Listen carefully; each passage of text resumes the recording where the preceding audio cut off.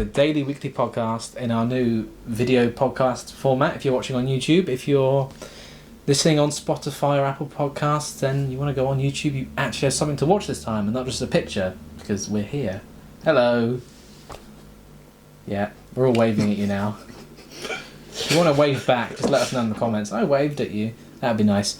So, in this week's episode, we're going to be talking about movie sequels that are better than the originals. I think it's going to be an interesting topic, interesting discussion to see what we all have to say. Because, some people think sequels ruin originals or they can never capture the same magic, but sometimes they just blow it out the water. So, with that out the way, let's get into it. Yeah. Yeah. Wonderful. Great, yeah. They do have voices, We do. It's not just me. We just wanted to let you, Yeah, I know. do your thing. Thank you. Yeah, let the charisma flow. Oh, it's flowing, that's for sure. So, yeah, who wants to kick us off?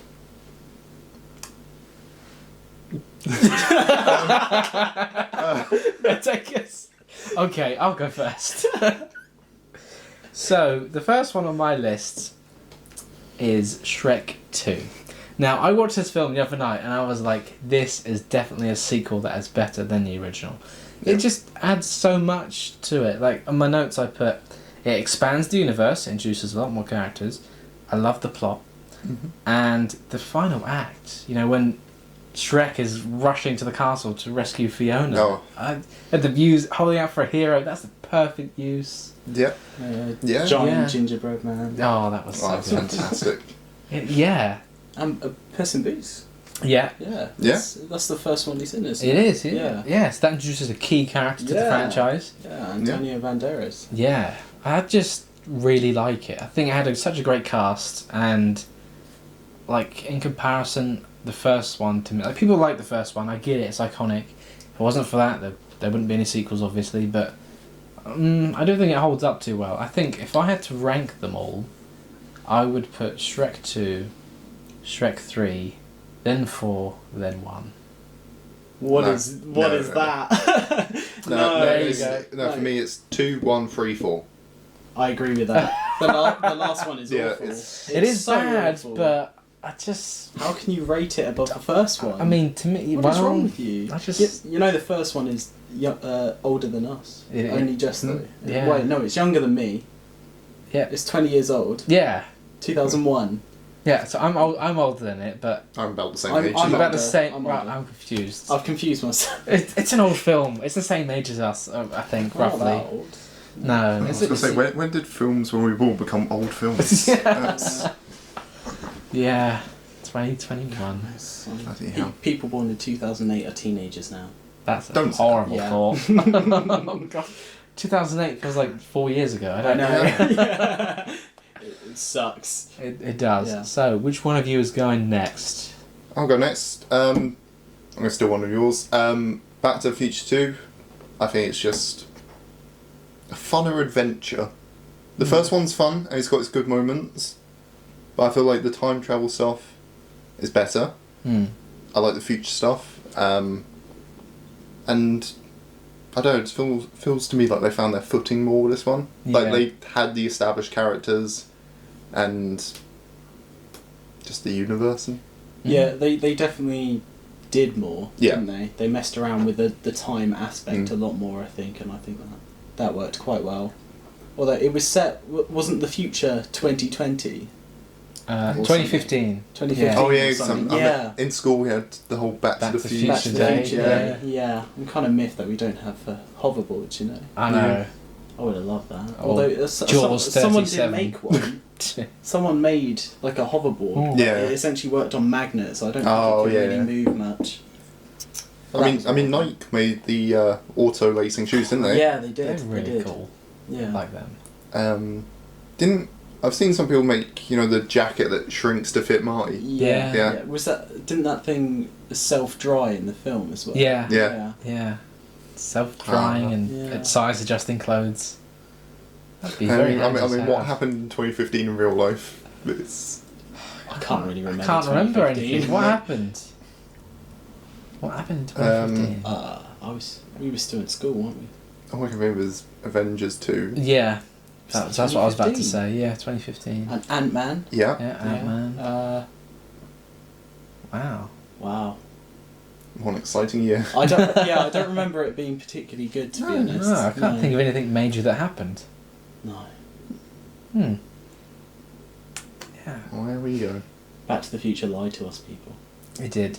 But yeah, as Jake mentioned, I did have it on my list, and I kind of the same points where more stuff happens in it, with a lot of back and forth time travel, which I preferred, and it felt like there was more going on. And then, like, if you look back and watch the first film, Yeah. Biff becomes an even bigger deal, doesn't he? Because you get older Biff. Yeah. That's classic. Yeah. So, Ridley, what's on your list? I'm going to go with the most obvious one of them all. Star Wars Empire Strikes Back. Yeah. Now, you say the most obvious. I mean, I'm not as big a Star Wars fan as you two. That didn't even come into my head. Everyone knows it's better. Yeah. I've heard that, yeah. Because, don't get me wrong, A New Hope is great, right? Or just Star Wars as it used to be called. Yep. But Empire Strikes Back, it takes such a nice turn and builds on it. It makes it darker. You know, Darth Vader really feels like more of a threat in this one. And, you know, my favourite thing... Not pretend you know what we're talking about. Pretend you know. But my favourite thing in most films, obviously I wouldn't like it if it was every film, but when the bad guys kind of win... Yeah. You know, everyone, it just makes it so much better, because it's kind of a swerve, because you expect the good guys to win inevitably in a film. And when you get to the end of that film and you're just kind of left with all the good guys essentially spread out and in pieces, and you're like, oh, jeez. And also, introduction of Boba Fett. Yes. Wait, yeah, he was in A New Hope, wasn't he? He was. Wait, not A New Hope. Not A New Hope. No, he wasn't. You know, it was Empire, then Return of the Jedi, Yeah. And you get, obviously, the most famous kind of switch in cinema history. Yeah. The reveal of Darth Vader. You know, and his history. And then, did you know the reason why Han Solo is put in carbonite in that film? It's because George Lucas didn't know if Harrison Ford was going to do the Oh, third yeah. film. Oh, so that was essentially a way to either kill him off or have him ready for the next film. Oh. How cool is that? That's interesting. I didn't know that. Yeah. And the reason why they put in the thing of Luke getting his face clawed off is because Mark Hamill was in a car crash, wasn't he? I didn't know that one, actually. That's why, his face, half his face is scarred. Yeah. Oh. That's why they put in that scene. Or they changed it so that his face got clawed off, basically. Oh. The more he you actually know. lost his hand in real life. The commitment. Oh. Really good way to include that. Actors who really committed to the role. Yeah. Where do you rank the original trilogy of Star Wars films then? Empire, New Hope, Return. Ooh, I go Empire, Return of the Jedi, A New Hope. Ooh. I like Return, but just out of the three, it's the one I would watch least. I don't know. I have a lot of kind of sentimental favouritism towards that one. Just because of the kind of the final battle. It's so fun. Yeah. It's so fun. Although, when you're looking at it as an adult and there's tiny little teddy bears murdering stormtroopers, it becomes a little bit less enjoyable. Yeah. You know, it's more silly than anything. Yeah, but that's what Star Wars should be. Oh, should be silly More than greatness. anything. Yeah. I won't say more than anything. Is it the Caravan of Terror or something? They had a holiday spin-off of Star Wars. Oh, yeah. Yeah. Great. Right, you got another one? I do have another one. Next on my list is Avengers Age of Ultron. Now, some people don't like this one compared to the others, and because it doesn't compare to the original, and those people are wrong. And Infinity War blows it out of the water. I mean, yes, it does, but it's on a bigger scale. It's different. To me, it's the first Avengers film I saw in the cinema, and it's the only one that they were already a team, and they've already been working together for some time, and it was the most normal, I suppose. Yeah. It wasn't about them joining up or being disbanded. Exactly. It was that sweet spot. If you think about it, on screen, we haven't really seen the Avengers be the Avengers for that long. No, not really. Avengers Age of Ultron was kind of the only thing, because then they went straight to Civil War. Yeah, Exactly. A lot of it They're kind of happens either- off screen. yeah, isn't it? getting together and then they're falling apart. Yeah. So Yeah, I guess Age of Ultron is that kind of middle ground, isn't it? When Yeah. you get them all together, and then you get Scarlet Witch, Quicksilver, and Vision all introduced. Well, Quicksilver briefly, essentially. yeah. What a shame. And then with obviously where it ended with like Cap and Black Widow assembling kind of the next lot of Avengers, And which then that never really it paid didn't off. really pay off. Like we never saw them again briefly at the beginning of Civil War, kind of, but we didn't really get to see that much of that. So I would have liked, at least one more as like a normal team before we saw them break apart. Yeah. I mean, Yeah, like, the story makes sense. Like, given what happened in Age of Ultron, yeah, it changes everything. But Yeah. I I was honestly convinced Hawkeye was gonna cop it in that one, to be I honest. think a lot of people were. No. I thought that, He was yeah. kind of... They set him up. Mm. They start introducing his family No, and stuff, and you're like, oh no, here Yeah. we go. And then obviously you get the moment where he's obviously about to be gunned down, and you're thinking, yeah, this is it. But nope, they killed off the new character they just introduced. Yeah. A fan favourite too. Yeah. Yeah. Oh. Oh, how sad. Yeah. There's a guy who can move really fast was killed by some bullets. Yeah. Well, that's because he ran really fast in front of the bullets instead of... But He wasn't trying to avoid them. Yeah, but he should have. It was a sacrifice. Well, he Oh, did it wrong. Bet you didn't see that coming. Wasn't that what he I said? was Yeah. going to say, he got shot so much for him to be able to just say a quick one-liner like, after. you I was think his, like, lungs, his lungs would definitely have been pierced. I was like, he was, You know. Yeah, he was so reams fine, with bullets. and then he just fell. But yeah, it's definitely better than Avengers Assemble. I think that's for sure, because that one, I think we were speaking earlier. It was great for me when I first watched it. I'm pretty sure that was the first one I watched in the cinema, maybe. Yeah, it was for me. But kind of going back to it and watching it again, it just doesn't quite have the same quality, I guess. It's just a bit weaker, I would say. Yeah. I mean, I do like Avengers Endgame as well, but I feel like that's, again, on a bigger scale. There's, I'd say in part to its detriment as well. yeah. I feel like it's a bit too big in scale. Well, yeah, they almost had to go even more up in scale from Infinity War, It's the kind of the tough situation you put yourself in where you have to keep trying to top the previous film, and obviously Infinity War was so big and you're thinking, wow, all these different people are suddenly all on the same side to fight Thanos, and then you got to come back for Endgame and you got to get even more people. And you kind of sat there like, half seen this already. I mean, it's still really cool. It's, For me, Infinity War is the best of the Avengers films by far. But yeah. Yeah. So, Jake, what's So- next on your list? So for my next one, I'm gonna switch over to the other side, and I'm gonna say that Batman v Superman is miles better than Man of Steel. Definitely. Miles better. I don't know. I like that they didn't waste time with it, and they sort of just jumped in like, oh yeah, by the way, Batman's out there. He doesn't like Superman. Yeah, There. because the opening of the film is the end of Man of Steel, isn't it? It's the fight between Superman. I tell you what, I love that though. That they just put Bruce in there because you never needed to know that in Man of Steel, but now It works because Yeah. he sees obviously all the devastation that Superman's causing, and you think, oh, that's such a great little character moment for him, because you don't need to know anything else. That's the reason why he doesn't like him, and it makes perfect sense. Yeah, exactly. Yeah.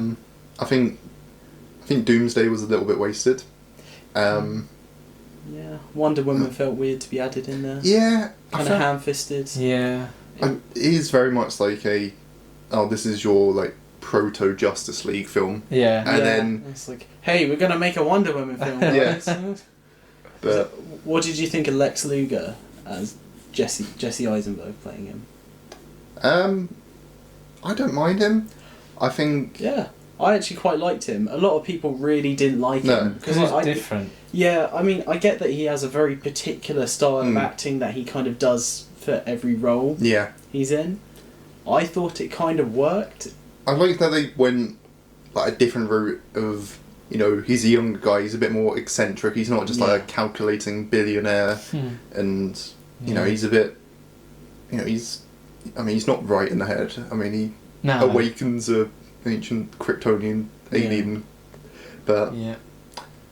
I thought it was overall a pretty good casting, to be honest. yeah, I mean, Ben Affleck as Batman, still my favourite Batman. Absolutely. Still your favourite Batman? I love him as Batman. I can't get past Christian Bale. No, Ben Affleck. I wish we could see more of him because it's just. Well, and we're amazing. going to in the Well, Flash. We're going to in the Flash, but you know. What do you think of Robert Pattinson being Batman? Do you think that'll be alright? Yeah, I think it'd be from alright. the trailer, it looked good, It's like a good film. and I just wish it was Ben Affleck's Batman, like originally intended. But you know. see, I'm not worried about it not being him because I like the sort of Elseworld stuff they're doing. Yeah. I like Joker not being like a DCEU thing. I like the Batman being, just the Batman.